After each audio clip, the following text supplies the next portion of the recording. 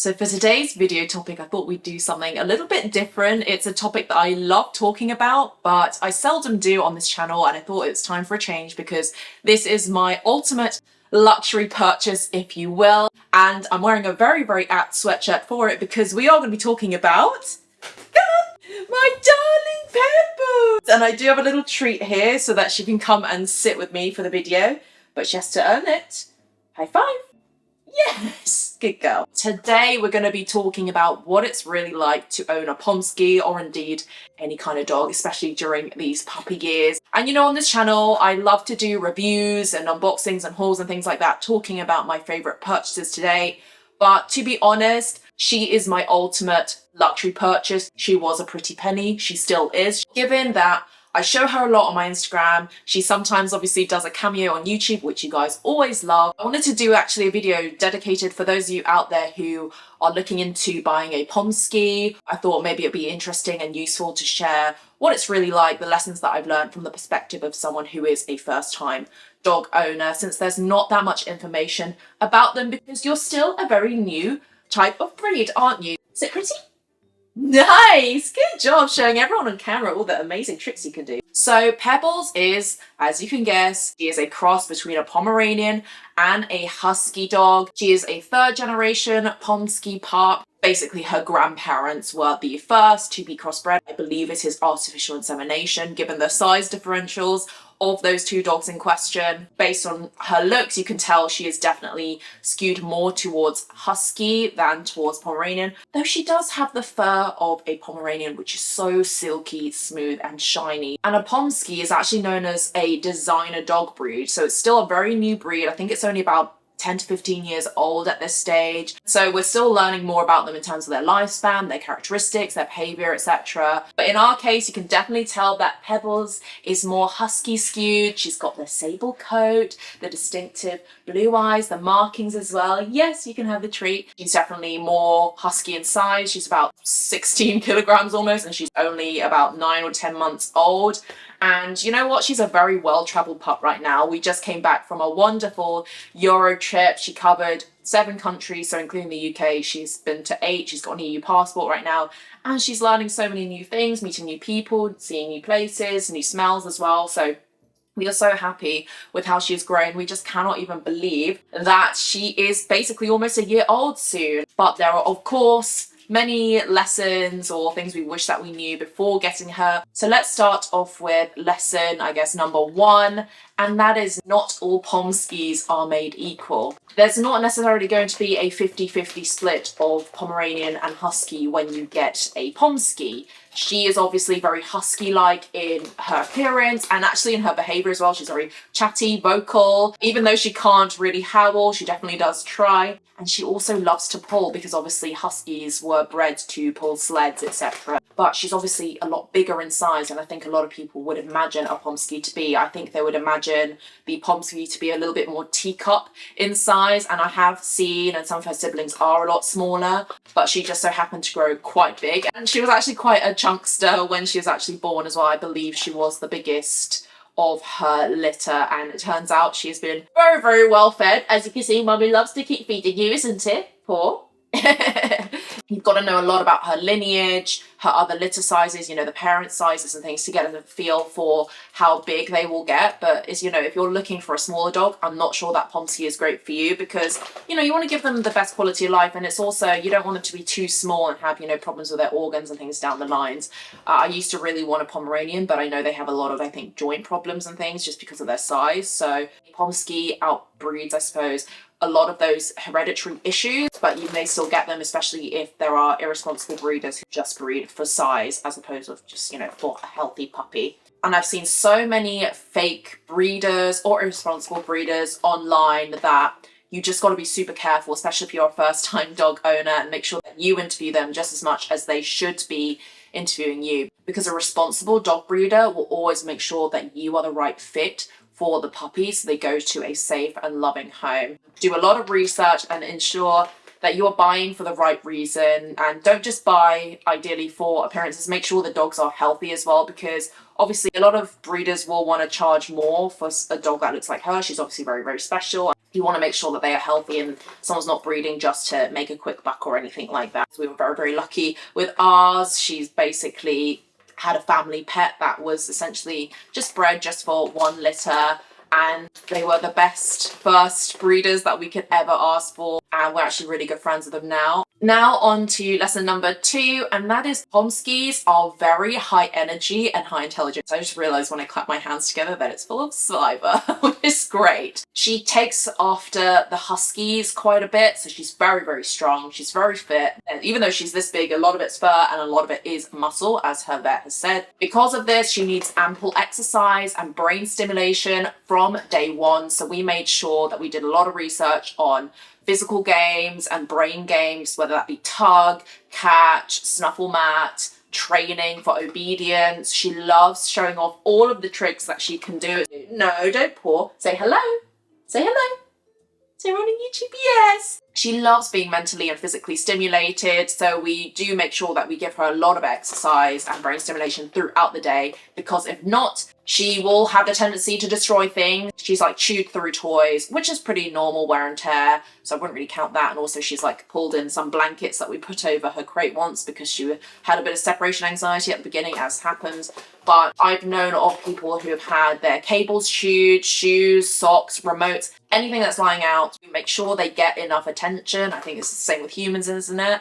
And make sure they're stimulated and fulfilled. And this is especially important for rainy weather as well. We find that if we can't go out, we will try and supplement it with more exercise the day before, the day after, if we have sight of the weather forecast, or we'll make, you know, like an obstacle course indoors so that she's really, really stimulated as well. And we also make sure not to overfeed her if we are using food. She is highly, as you can tell, highly food motivated, aren't you? High five, yes. Now we're on to lesson number 3, and it follows very nicely from the previous point. Oh, are you tired? Like I mentioned, she requires a lot more exercise and brain stimulation. Because of that, it's probably an understatement to say that she requires a lot of work to establish things like routine, the relationship bond, and also ground rules. And so, you know, contrary to what you might see on Instagram from myself or from other Pomsky owners, or indeed just other dogs in general, they're not just for Christmas or for COVID, right? We did a lot of reading and research and watching videos online to understand the best way to train her, to support her, to love her, so she can grow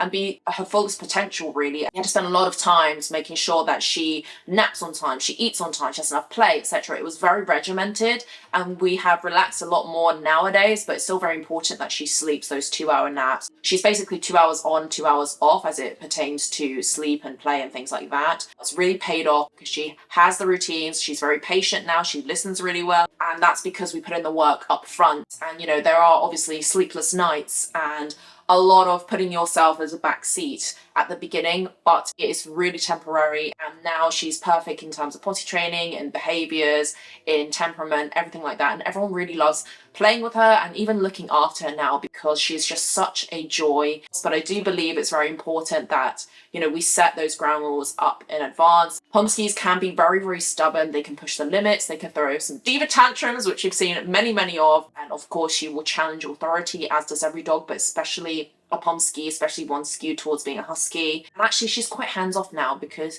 she's being such a good girl. And you know what good girls get? A treat! Come on! Good job, Munchkin.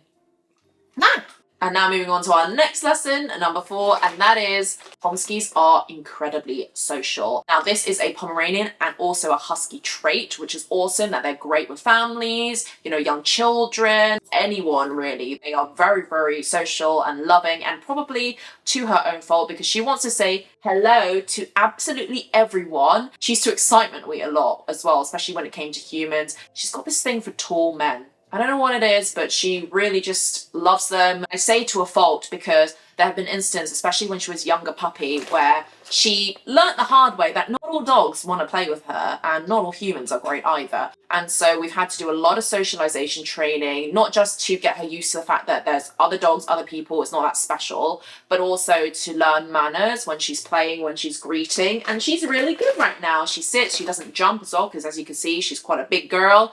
She eats very well, yes. So it's very important she doesn't jump on people, especially people who might be afraid of dogs or other dogs that are maybe a bit more violent, unsocialized, etc. But nowadays she has a lot of friends. She's very fulfilled. We take her to sniff new things, visit new places. Obviously, she's traveling now, which is, you know, as part and parcel of the early socialization efforts we had. She can go everywhere because we put in all that effort and because we made sure that we leveraged her sociability and her food motivation to our benefit. So anytime she does something good, yes, that she gets rewarded for it. She's great around young children as well. We made sure, oh, you got something in your eye, Munchkin, that we rustle her ears, we play with her face so that she's not going to be bothered by it in case a child, you know, pulls something the wrong way. But of course, I appreciate that this sociability can also have its, not necessarily downside, but other considerations. Like, you know, sometimes when you're busy working, she'll want to come and chat to you, want to play with you and things like that. So you got to teach her how to leverage also her independence as well, so that she doesn't depend on you or maybe even have separation anxiety with people. Yes, good girl. We definitely make sure that she has a good mixture of socializing with us or others as well as independent time, so it doesn't become too much. So that's not really for you and you're more introverted, or you just want a dog that's a little bit more docile, I suppose, then maybe a Pomsky's not for you. Now on to the next lesson, and Pebbles has since left us, so we'll see if she comes back. But this is her appearance. Seems to be Marmite to some dogs. And what I mean by that is particularly the eyes. She has very piercing blue eyes, and it has the whites as well that's very apparent. And I believe from some research that a lot of dogs find her eyes to be maybe scary or strange, because a lot of dogs, if you've noticed, have brown eyes or black eyes. Whenever she goes out, there are some dogs that really, really love her, want to play with her immediately, bare their belly, do the play bow, all of that. But then there are other dogs, and I would say this is more around the 60% of dogs as opposed to the 40, that are very scared of her, and they can smell her from a mile away or see her from a mile away, and they'll start crazy barking, lunging towards her. Be very mindful of this when you're walking your Pomsky, playing with other dogs around as well. It's really important they have positive associations with meeting new people, new things, new dogs. So you don't want them to have like a mentally scarring event happen to them. We've had near misses, thankfully they were not anything harmful towards her, but it's really important that you bear this in mind. I don't know, maybe it's just something about her husky appearance in general that is quite unique that other dogs don't see very often, because she is a very uncommon type of dog. Ensure good leash walking manners, make sure that you're proactive, not reactive to these kinds of things, and just making sure that you are vigilant and have a good eye on where she is and where other dogs are. And even if that means upsetting a few people and not greeting another dog, which I have separate opinions on, but that's for another time. You can cross the road, you can take her to places which don't have off-leash dogs or other violent dogs around. And now moving on to our next lesson, and again, this is kind of a personality trait, and that is Pomskys are very independent. Because Pebbles is very, very picky. She can be a diva, and this can be anything from her food to where she even likes to eat to where she wants to play, and she can even decide to run away from a recall and just decide not to listen to a command, or even just actually throw a fit when you want her to do something. She will be very, very vocal, which can be very, very funny, very cute, but of course a little bit annoying and could be quite worrying in the future, especially if it's something that could potentially save their life one day. Obviously this is true for any dog, but especially a Pomsky, because they just have a mind of their own. They'll decide, I don't want to do that today, because they're so intelligent. It's very important you have rules and that you make sure that you build the trust gradually. So when it comes to leash walking and just park playing as well, we have her still on a long leash, so she has the freedom to roam, but we're working on recall a lot. It's gotten a lot better, and it's quite a testament actually to the training, because Pomskys, again, tend to ignore any kind of instruction. So it's always a work in progress, but you know, a lot of people in the online community and in a lot of in-person interactions we've had with dog walkers or just passers-by, they always say, you know, let her off leash, let her run around, it's great for her freedom. But I don't think they understand that with a breed like a Pomsky, they are fiercely independent, they could just run away. And also there is a community potentially of dog nappers that are out there, and it's just not a risk worth taking. Plus there are lots of unleashed violent dogs that we've experienced and are around. So there's just no benefit for us to go to a dog park or anything like that. Next up, we have another personality trait, I suppose, and that is, while Pebbles is very affectionate and loving, she also likes her own space. And I suppose the best example of manifesting this is that she bonds really easily with people, even strangers. Like, she'll let them pet her, etc., and she'll kiss them. But for some reason, as the pet owner myself, whenever I want to cuddle, she doesn't really like it. Okay, now she's tolerating it. because I think she wants a treat, yes. But when she was really, really young, a really small puppy, she didn't like cuddles at all. And anytime we'd want to sit on the sofa watching TV, she'd run away, essentially. She'd go underneath the console, something, a small space, because she loves like her little kind of caves and things like that, her little dens.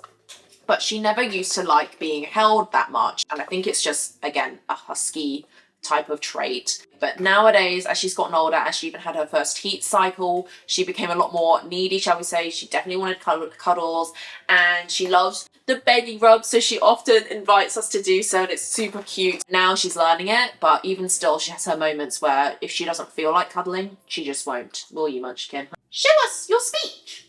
Speak. Come on, speak. Okay.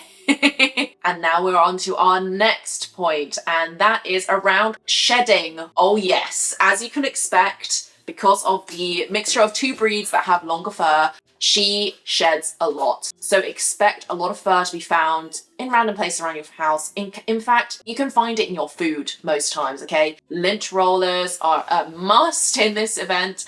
And it's especially prevalent around the winter and summer time when they get their respective new coats. So daily brushing is something that we swear by. And of course, while she has a lot of fur that she sheds, if you are diligent with your combing and your brushing, then actually it's quite manageable. It's not as bad as people think. And actually her coat is a double coat. And that's really a godsend because she doesn't smell. She can bathe like once every month if she needs to. And she still smells fresh. And actually any rain or any kind of substance that gets on her, it just brushes off. I don't know, it just literally does not stick. It's a blessing more than it is a curse to have a lot of fur. And actually it's so funny, whenever she has a bath, this is a side tangent but relevant, she always melts into like this tiny chihuahua type dog. So we always think that she might be a little bit overweight, but actually when she shrinks down, she's actually very, very tiny. And now moving on to our penultimate point, and this is less around the Pomskys, but more around other individuals, and that is Pomskys will attract a lot of attention. Pebbles and just Pomskys in general are designer dogs. They are not very common. And I don't really like the term designer dog too much because it's not like I was in a laboratory or something. I just like how she looks. I even wanted a Pomeranian or a Husky separately, so she's the perfect combination of both. And you know, while I love how she looks, her personality is also incredible. But because of that, if I find her beautiful, so do a lot of other people. It's often, you know, nice comments, and a lot of people will come up to us wanting to ooh and ah at her, want to pet her. And at first it's quite cute and flattering, but then there are also a majority actually nowadays of people who are a lot more invasive. And there are many instances of individuals who just throw out a hand, try and grab her without any warning, without asking. They even try and pick her up, which I find just absolutely outrageous. And so, you know, you have to throw your hand down, you've got to advocate for your dog. And there's been a couple of incidents actually by which I think people actually wanted to steal her. And this is something that I've actually talked about in another video. I'm not sure if it will come before or after this one, around the attempted theft stories. And it is scary to think that people are there trying to scout out your dog. But I'm not an easy mark, neither is my partner, and there's no way in hell we will let her get stolen. But it's something that I guess I didn't appreciate is a consideration I would need to think about, because I just thought people maybe would respect your belongings and would know their boundaries. But I guess people don't know what they don't know. People still come out with a hand, which is still threatening to dogs. People don't listen to any signage that you have. You know, she wears sometimes a harness that says no dogs or ask before petting, and people ignore that. It's something that we have to learn to, I guess, live with in a way, that we're resigned to the fact that she's very, very beautiful, very unique, very distinctive. Not many people see her kind of breed ever. At the same time, we also have to know and protect our boundaries, because we don't want her,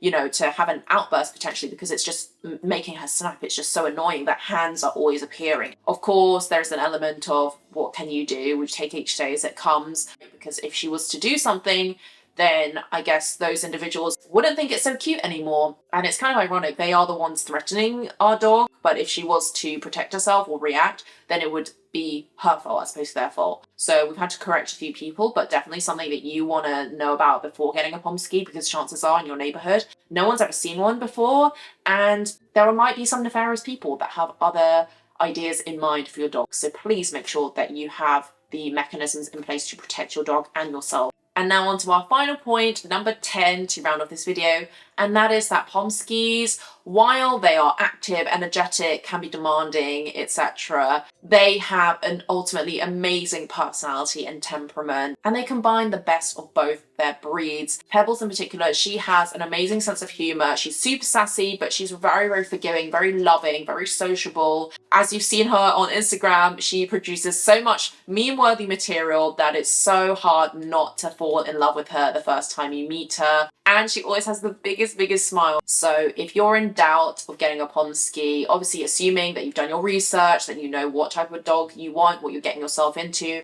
then Pomskys can be an amazing addition to your household. I would say maybe a bit of a handful for your first dog, but still very doable. Myself and my partner have done it. We just have to put in the research and effort up front and making sure you get those reps in earlier so that you build healthy habits. I think she makes for the great family companion. I can imagine her getting on with our children so well in the future. And honestly, she is the best thing that could have happened to us. You know, while I'm not a dog trainer or anything like that, I do hope that this video has been helpful. I've definitely learned an awful lot. But in the meantime, you can of course follow her on her own social media. She has her own Instagram, of course, Pebbles the Pomsky. And she's coming back, but it's for a price. Can you sit? And can you say bye-bye? Bye-bye, everybody. Thank you so much for watching, everyone, and I'll catch you in the next one.